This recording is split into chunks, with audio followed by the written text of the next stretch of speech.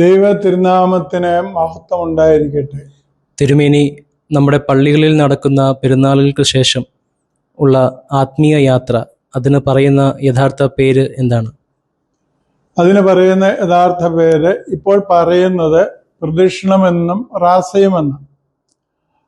എന്നാൽ യഥാർത്ഥത്തിൽ അതിൻ്റെ പഴയ രൂപം അങ്ങനെയായിരുന്നില്ല. കുരിശും കൊടിയും എടുക്കുക എന്നതാണ്. അതിപ്പോഴും നമ്മുടെ പല ദേശങ്ങളിലും ഉണ്ട്.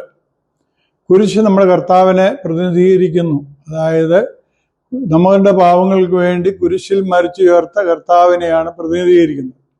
ആ പാതയും പിൻപറ്റുന്ന ഏതെങ്കിലും ഒരു വിശുദ്ധന്റെ നാമത്തിലായിരിക്കുമല്ലോ പെരുന്നാൾ.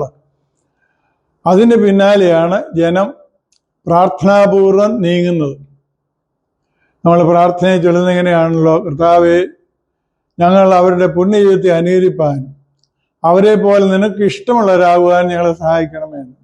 അപ്പം കുരിശിന്റെ പാതയിലൂടെ നടന്ന വിശുദ്ധന്റെ പാതയെ അനുകരിപ്പാനും അതിന് യോഗ്യമായ രീതിയിൽ നടക്കുവാനുമാണ് നമ്മുടെ പ്രദക്ഷിണം. അതൊരു സുവിശേഷ പ്രഖ്യാപനമാണ്. ഇതാണ് യഥാർത്ഥത്തിൽ പ്രദക്ഷിണം. കാലത്തും വൈകിട്ടും. പണ്ട് കാലത്തെ ചില ദേശങ്ങളിലൊക്കെ വസന്തകൾ വരുമ്പോൾ വസന്തറാസ നടത്തും. അന്ന് കതിന വെടിയൊക്കെ പൊട്ടിച്ച് ഈ പറഞ്ഞ കുരിശും കൊടിയൊക്കെ എടുത്താണ് ചെയ്തത്. അതിനെ ഉദ്ദേശിക്കുന്നത് ആ ദേശത്തെ ഉപദ്രവിക്കുന്ന, നാശത്തിലേക്ക് കൊണ്ടുവന്ന വസന്തയ്ക്കെതിരായ പ്രഖ്യാപനം എന്ന് പറഞ്ഞതുപോലെ പട്ടണം ചുറ്റിയുള്ള പ്രദക്ഷിണം ഒരു സുവിശേഷ പ്രഖ്യാപനമാണ്, പ്രാർത്ഥനാപൂർവ്വം നടത്തേണ്ടത്. പക്ഷെ ഇന്ന് അതിൻ്റെ സ്ഥാനത്ത് പലപ്പോഴും ബഹളങ്ങളാവുന്നില്ലേ?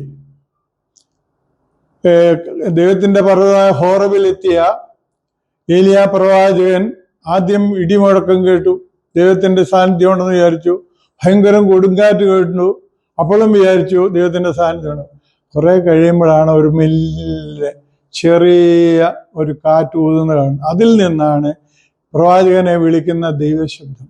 ശാന്തതയിലാണ്. എപ്പോഴും ശാന്തമായ അന്തരീക്ഷത്തിൽ ആണ് നമ്മൾ ദൈവത്തെ ആരാധിക്കേണ്ടത്. നമ്മുടെ യഥാർത്ഥമായ രീതി വിട്ടുപോകുന്നില്ലേ പല കാര്യങ്ങളിലും എന്നൊരു സംശയം മാത്രമേ ഉള്ളൂ എനിക്ക്. യഥാർത്ഥമായ പേര് കുരിശും കൊടിയും എടുക്കുക എന്നാണ്. ദൈവം എന്നെ നിങ്ങളെയും അനുഗ്രഹിക്കട്ടെ. യഥാർത്ഥമായ കുരിശും കൊടിയും എടുക്കുവാൻ, അതിൻ്റെ പാത പിൻപറ്റുവാനും ആ പ്രഖ്യാപനം ഉറച്ചു ചൊല്ലുവാനും ദൈവം നമ്മെ അനുഗ്രഹിക്കട്ടെ. എല്ലാ അനുഗ്രഹങ്ങളും നേരും.